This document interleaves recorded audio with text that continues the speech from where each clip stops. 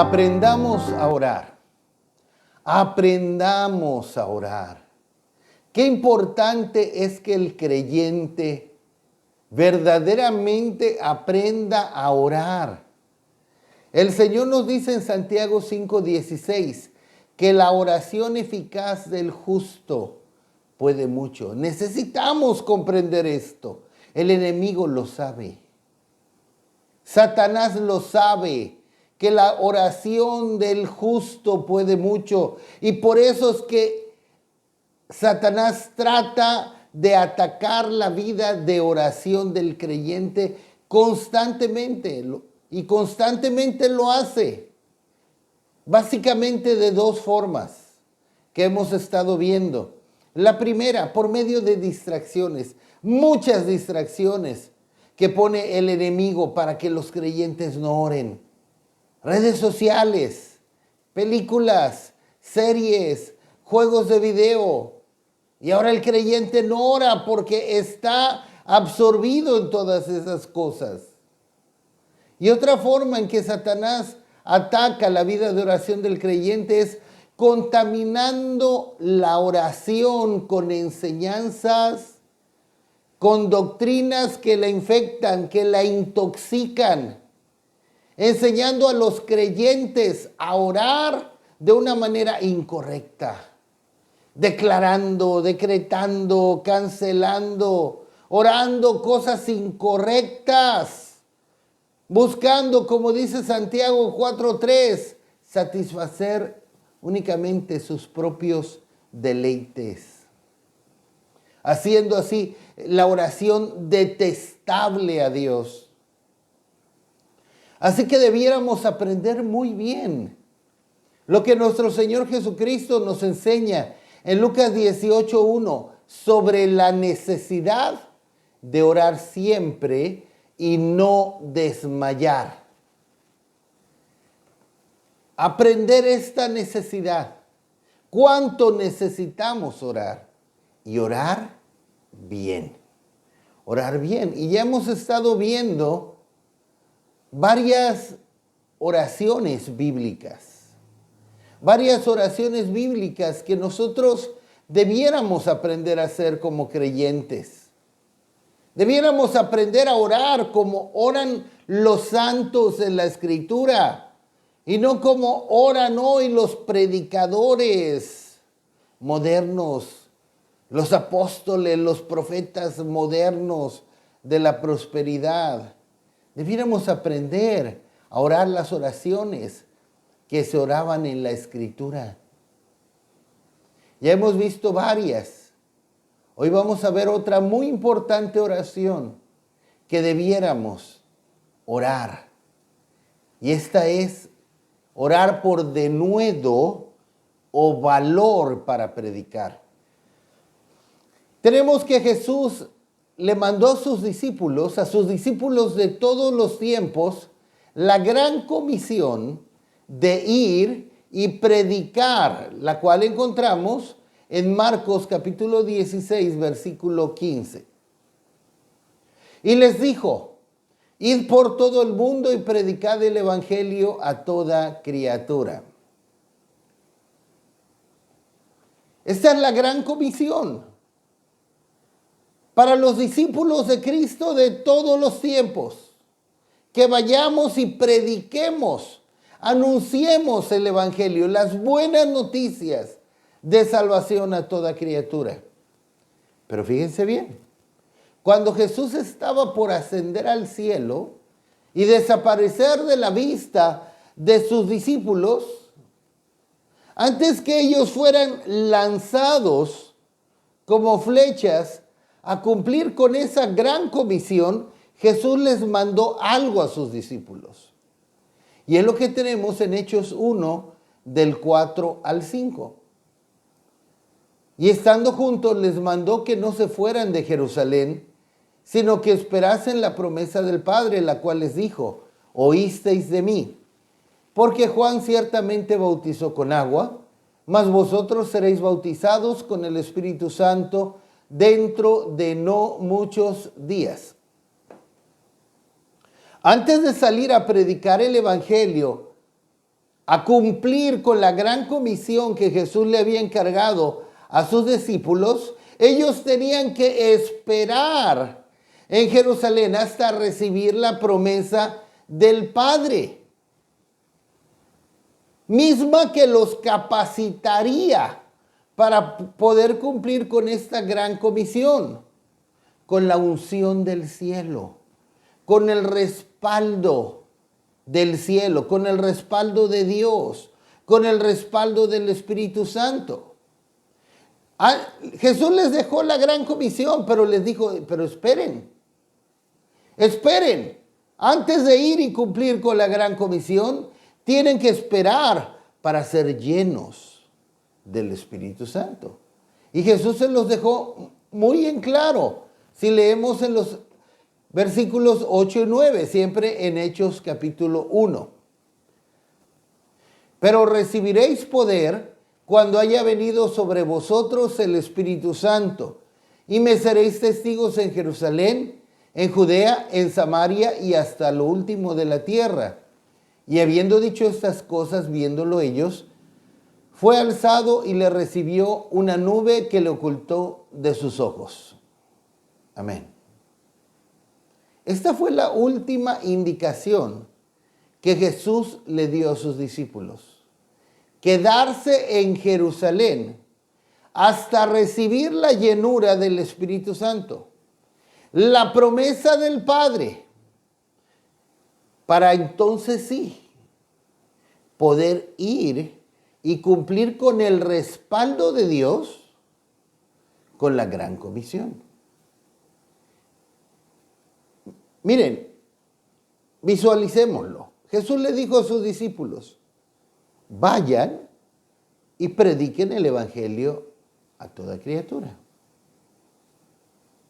Pero le dijo, esperen.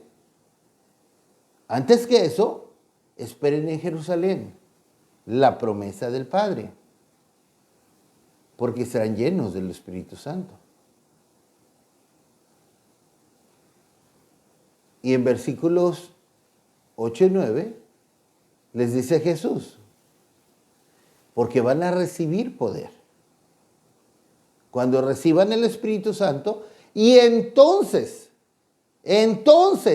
me podrán ser testigos en Jerusalén, Samaria, Judea y hasta lo último de la tierra. Entonces, una vez que hayan recibido el Espíritu Santo, van a poder ir y cumplir con la gran comisión. Y de la misma manera, debemos saber que la promesa del Padre es vigente. Como lo tenemos en la Escritura claramente, en Marcos 16, 15 al 18, en Hechos 2, 39, en Hechos 5, 32. Esta promesa del Padre es vigente. Y no solamente porque lo vemos en la Escritura, sino porque también muchos lo hemos experimentado de una manera personal. Yo puedo hablar con toda autoridad en el nombre del Señor que esta promesa es vigente, no solamente porque lo veo en la Escritura, sino porque se ha cumplido en mí, porque yo lo he experimentado.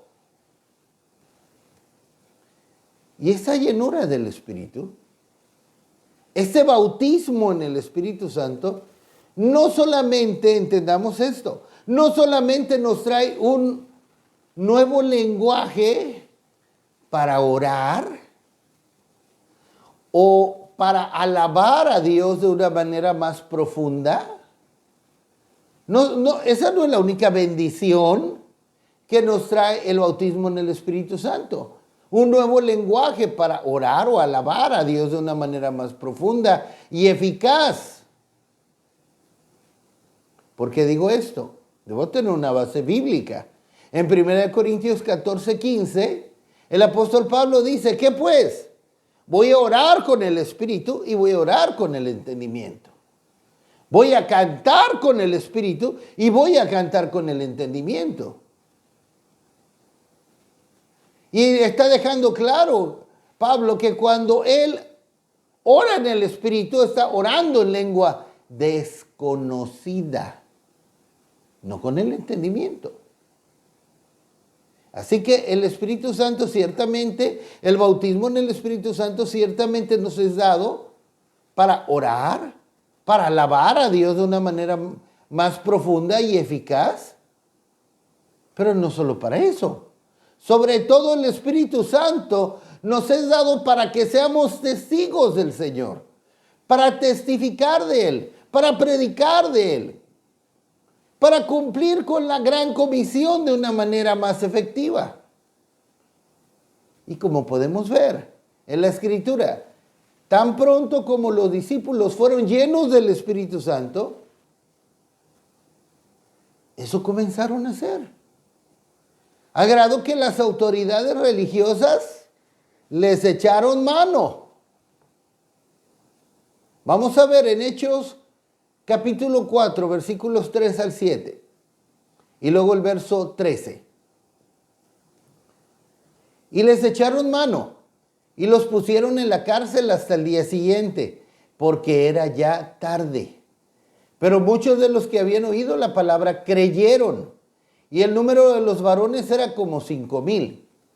Aconteció al día siguiente que se reunieron en Jerusalén los gobernantes, los ancianos y los escribas, y el sumo sacerdote Anás y Caifás, y Juan y Alejandro, y todos los que eran de la familia de los sumos sacerdotes.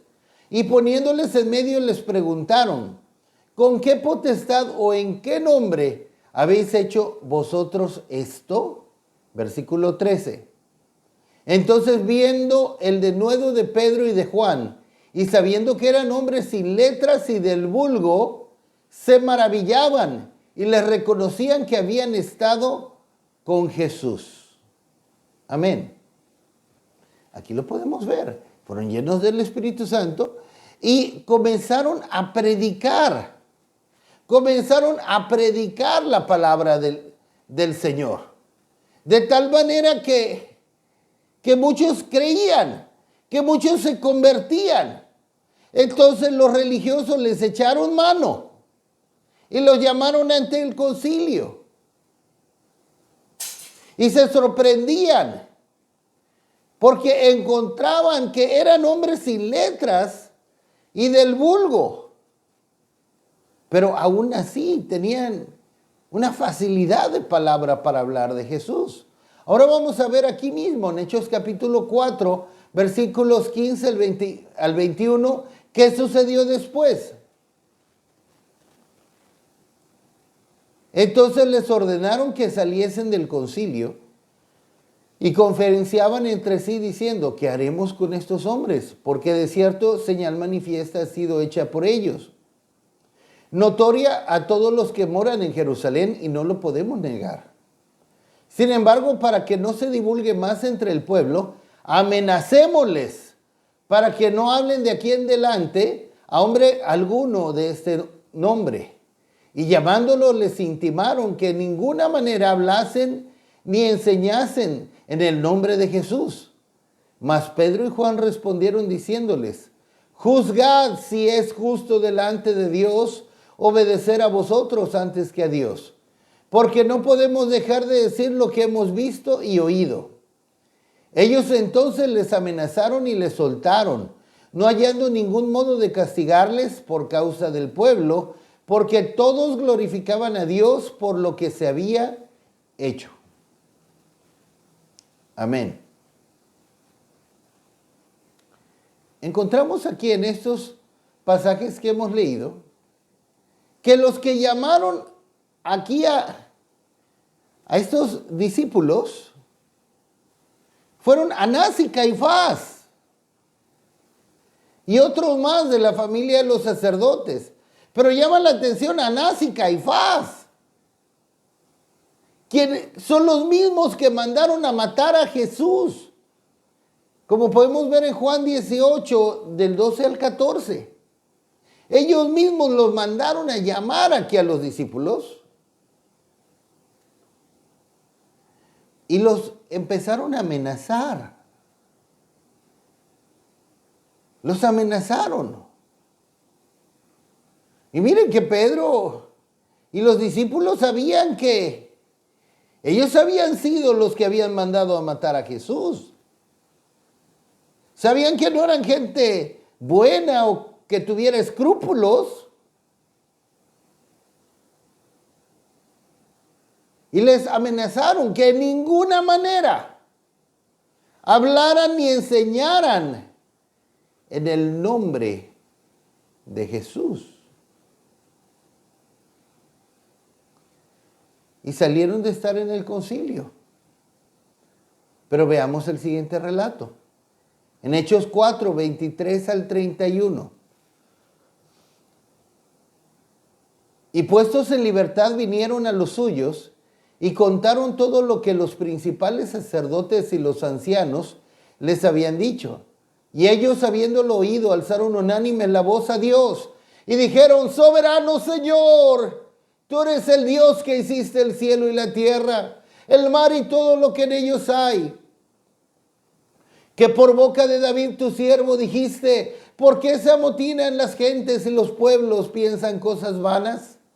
Se reunieron los reyes de la tierra y los príncipes se juntaron en uno contra el Señor y contra su Cristo, porque verdaderamente se unieron en esta ciudad contra tu santo Hijo Jesús, a quien ungiste.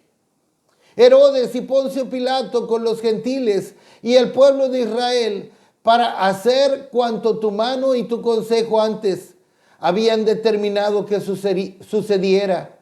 Y ahora, Señor, mira sus amenazas y concede a tus siervos que con todo denuedo hablen tu palabra, mientras extiendes tu mano para que se hagan sanidades y señales y prodigios mediante el nombre de tu santo Hijo Jesús. Cuando hubieron orado, el lugar en que estaban congregados tembló, y todos fueron llenos del Espíritu Santo y hablaban con denuedo la palabra de Dios. Encontramos que los discípulos y los apóstoles sí se sintieron intimidados ante las amenazas de estos religiosos. Es decir, sí les dio miedo. Y podemos ver que también es cierto que a menudo la más grande oposición para el cristiano y la obra de predicar la palabra a otros, predicar de Cristo a otros, la más grande oposición va a venir de los religiosos. Esta es una realidad. Bueno, ellos fueron amenazados y se sintieron llenos de temor de continuar hablando y predicando a Cristo. Tanto que se reunieron los discípulos y comenzaron a orar una oración que nosotros debiéramos aprender a hacer también. Que nosotros debiéramos hacer nuestra también. Que nosotros debiéramos imitar. Orar por denuedo y o valor para predicar la palabra. Miren, en el verso 29 nos dice la oración que estos discípulos hacían. Y ahora, Señor, mira sus amenazas y concede a tus siervos que con todo denuedo hablen tu palabra. Pero aquí la palabra denuedo, en el griego, en el original, ustedes pudieran confirmarlo, es la palabra griega parresía. El número de Strongs es G3954 para los estudiosos. Y ellos están pidiendo parresía. ¿Y qué significa esto? Cuando ellos dicen que con todo denuedo hablemos tu palabra. podría parecernos que están pidiendo como que elocuencia para hablar, facilidad de palabra, podría parecernos eso, pero no es exactamente eso. Más bien lo que ellos estaban orando y lo que significa esta palabra, parresía, significa franqueza, rudeza, seguridad, abiertamente, que abiertamente hablemos tu palabra, Señor. Resolución, Señor, que con toda resolución hablemos tu palabra. Confianza. En otras palabras, lo que ellos estaban orando es, Señor, que tengamos la valentía, el coraje, no de enojo, sino coraje de valor. El valor, que no tengamos temor alguno de hablar tu palabra. Si comparamos este mismo verso 29 con otras versiones bíblicas, en la Nueva Traducción Viviente nos dice, y ahora, oh Señor, escucha sus amenazas y danos a nosotros, tus siervos, mucho valor al predicar tu palabra. Danos el valor. Sí, ellos tenían miedo. Los estaban amenazando. Personas que se dieron cuenta que sí eran asesinos y sí estaban dispuestos a deshacerse de aquel que se les pusiera en el camino. Lo hicieron con Jesús. En otra versión bíblica, en la Nueva Versión Internacional, este mismo verso 29 nos dice, ahora, Señor, toma en cuenta sus amenazas y concede a tus siervos el proclamar tu palabra sin temor alguno. Esta es una oración que de la misma manera debiéramos hacer nuestra. Que el Señor nos dé el denuedo, el valor para predicar su palabra. Que nos quite todo temor de hablar en su nombre. La diferencia con los discípulos en ese tiempo y con los discípulos de la iglesia de hoy del siglo XXI es que los discípulos de ese tiempo eran amenazados de cárcel, de tortura y de muerte por predicar. Y hoy los creyentes no predican y les falta valor porque simple y sencillamente les da pena, les da vergüenza, les da miedo que se burlen de ellos o que los vayan a rechazar. ¿Qué diferencia tan notable? Hace un tiempo escuché a dos creyentes decir el pretexto más ridículo que jamás haya yo escuchado. Y estos dos creyentes por separado. Por cierto, uno era pastor. Pero era el mismo pretexto más ridículo que jamás yo haya escuchado para no predicar. Y estos dos me decían, días diferentes, ocasiones diferentes, es que no me ha mostrado Dios que deba hablarle a esta persona o a aquella persona. Y si Dios no me muestra que le debo hablar de Cristo a mi compañero de trabajo, yo no le voy a hablar.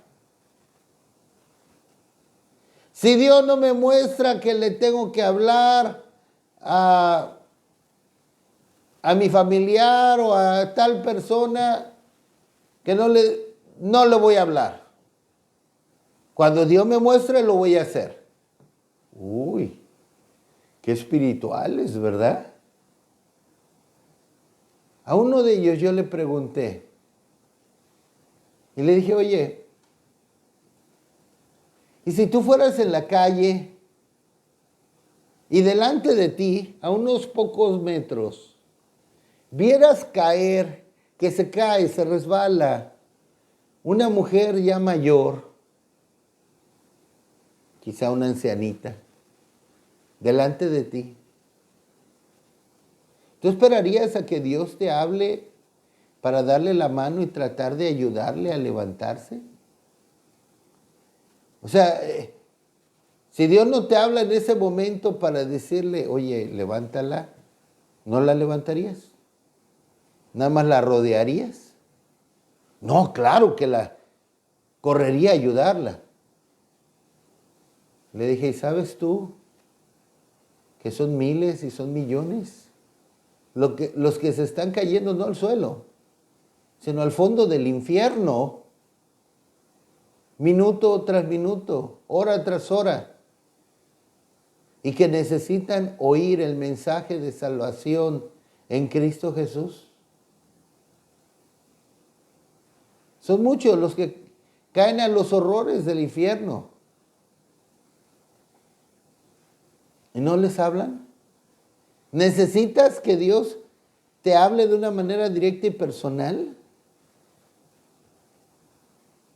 Pero me pregunto si ese tipo de creyentes que piensan que necesitan oír de Dios para hablarle a sus compañeros de trabajo, de la escuela o de donde sea, que creen que necesitan una palabra de Dios para hablarle a otros de Cristo, me pregunto si también recibieron una palabra de Dios para contratar Netflix o Disney Plus o algunas plataformas de entretenimiento. ¿Será que también buscan oír de Dios para ese tipo de decisiones? Pero la realidad es que con muchos pretextos como este, los creyentes tratan de esconder su falta de valor, su cobardía, por hablarle a otros de Cristo, de la salvación. Pero miren, estos creyentes, estos discípulos, estos apóstoles no solo oraron por valor, confianza, denuedo, sino aún también en Hechos 4, veamos, 29 al 31. Y ahora, Señor, mira sus amenazas y concede a tus siervos que con todo denuedo, valor, hablen tu palabra mientras extiendes tu mano para que se hagan sanidades y señales y prodigios mediante el nombre de tu santo Hijo Jesús. Cuando hubieron orado, el lugar en que estaban congregados tembló y todos fueron llenos del Espíritu Santo y hablaban con denuedo la palabra de Dios. No solo pidieron por valor, sino también pidieron por milagros, señales y maravillas que confirmaran la palabra que ellos habrían de predicar. Entonces Dios derramó una nueva llenura de su Espíritu Santo sobre ellos. Una nueva impartición, una impartición fresca del Espíritu Santo sobre ellos que ya habían sido llenos del Espíritu Santo.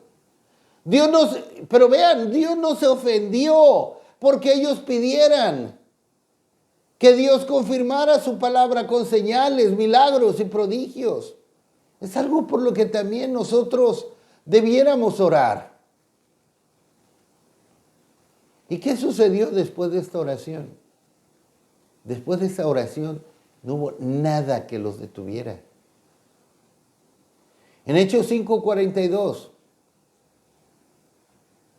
y todos los días en el templo y por las casas no cesaban de enseñar y predicar a Jesucristo. En el templo, públicamente, y en las casas, en lo privado, no cesaban de predicar a Jesucristo. No se detuvieron por nada. Y miren, tenemos que más adelante, el mismo Timoteo, El hijo espiritual de Pablo en un momento se descuidó en este sentido y dejó de predicar por vergüenza, por temor, razón por la cual el apóstol Pablo le escribió su segunda epístola para exhortarlo. Veamos en 2 de Timoteo 1, versos 7 y 8. Porque no nos ha dado Dios espíritu de cobardía, sino de poder, de amor y de dominio propio. Por tanto, no te avergüences de dar testimonio de nuestro Señor, ni de mí preso suyo, sino participa de las aflicciones por el evangelio, según el poder de Dios. En este verso podemos ver, en este pasaje, una frase muy conocida, muy familiar en la Escritura y que muchos creyentes citan o citamos. Dios no nos ha dado espíritu de cobardía, sino de poder, de amor y de dominio propio. Amén. Y es muy cierto. Pero este verso está escrito en el contexto de predicar la palabra. Digo, lo podemos aplicar para otras muchas cosas. Un creyente no debe ser cobarde en ningún sentido. Bueno, debiéramos tener temor de apartarnos del camino y de actuar insensatamente fuera de la voluntad de Dios. Pero no debiéramos ser unos cobardes, pero tampoco debemos ser insensatos, claro está. Pero está escrito sobre todo en el contexto de predicar la palabra. Pablo le está diciendo a Timoteo que no se avergonzara de dar testimonio, de predicar. Y todavía más adelante lo exhorta a hacerlo. Timoteo se estaba llenando de temor. Se estaba volviendo cobarde de predicar el evangelio. Se estaba avergonzando. Y Pablo le dice, no nos ha dado Dios espíritu de cobardía.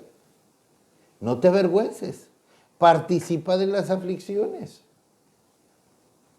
Aunque bueno, hablando de nosotros, aunque si estamos caminando de una manera muy opuesta a lo que supuestamente creemos, sí está bien avergonzarnos, pero la vergüenza no debiera ser tanto de predicar, sino avergonzarnos de nosotros mismos, de nuestro pecado, de vivir una vida hipócrita, una vida falsa. O sea, sí nos debiera dar vergüenza, si no estamos caminando rectamente, sí nos debiera dar vergüenza en esa condición predicar a Cristo. Pero eso nos debiera llevar al arrepentimiento. Arrepentirnos de todo pecado, de toda hipocresía, de toda vida doble, si acaso. Enmendar nuestra caminata y entonces sí, predicar la palabra del Señor. Veamos qué le dice Pablo un poco más adelante a Timoteo, en 2 de Timoteo capítulo 4, versículos 1 y 2. Te encarezco delante de Dios y del Señor Jesucristo, que juzgará a los vivos y a los muertos en su manifestación y en su reino. Que prediques la palabra, que instes a tiempo y fuera de tiempo, redarguye, reprende, exhorta con toda paciencia y doctrina. Nuevamente, el apóstol Pablo exhorta a Timoteo. Predica la palabra, Timoteo. No seas cobarde. Redarguye, reprende, exhorta. Con toda paciencia, doctrina. Predica. Miren, el enemigo de nuestras almas trata de sembrar la vergüenza, el miedo, el temor, para que no prediquemos. Pues al detenernos de predicar, las almas no van a llegar a la salvación y se perderán eternamente. Debemos comprender que vidas dependen, eternidades dependen de que prediquemos la palabra. Y no estoy exagerando. Veamos lo que dice Romanos 10, versículos 13 al 14. Porque todo aquel que invocare el nombre del Señor será salvo. ¿Cómo pues invocarán a aquel en el cual no han creído? ¿Y cómo creerán en aquel de quien no han oído? ¿Y cómo oirán sin haber quien les predique?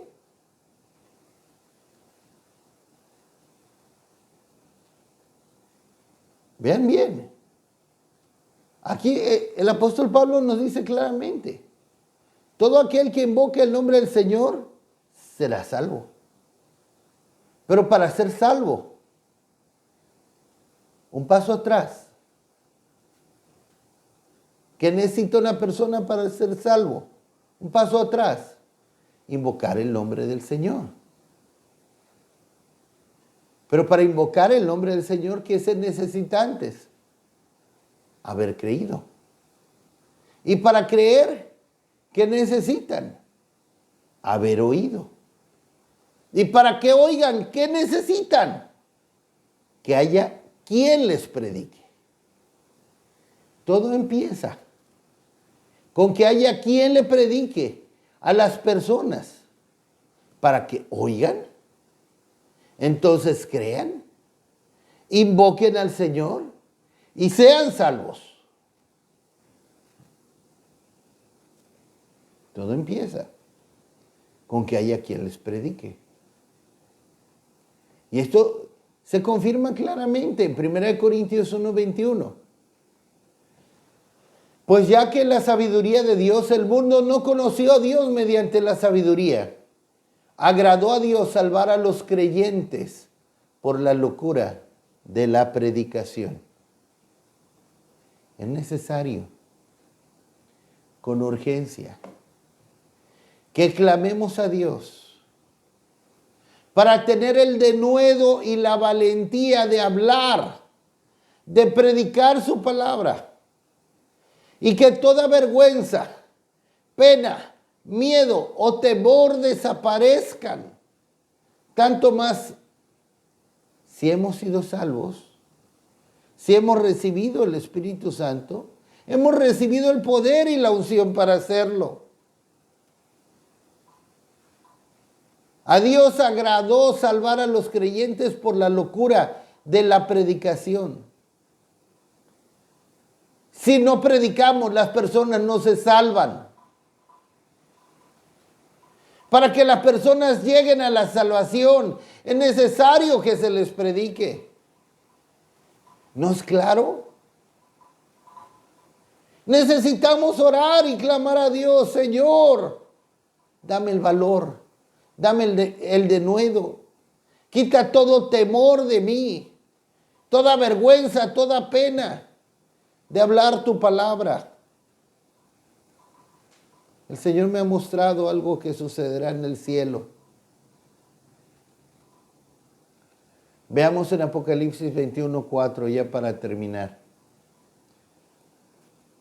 Enjugará Dios toda lágrima de los ojos de ellos, y ya no habrá muerte, ni habrá más llanto, ni clamor, ni dolor, porque las primeras cosas pasaron. En el cielo habrá lágrimas. Habrá lágrimas por un breve momento, que el Señor va a enjugar, que el Señor va a consolar. Unas lágrimas serán de agradecimiento, serán de felicidad.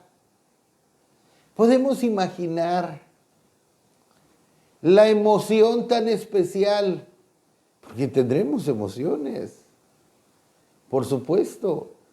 La emoción tan especial que sentiremos cuando nosotros estemos en el cielo, en la gloria, y lleguen aquellos a quienes les hablamos de Cristo y su salvación y respondieron a Él. Y lleguen a nosotros y nos abracen y nos digan, gracias porque me hablaste. Gracias porque me tuviste paciencia. Gracias porque te atreviste a hablarme. Y porque tú me hablaste, conocí a mi Salvador y estoy aquí. Pero ciertamente en esos momentos también lamentaremos. Lamentaremos mucho, hasta las lágrimas, por todo el tiempo perdido en pasatiempos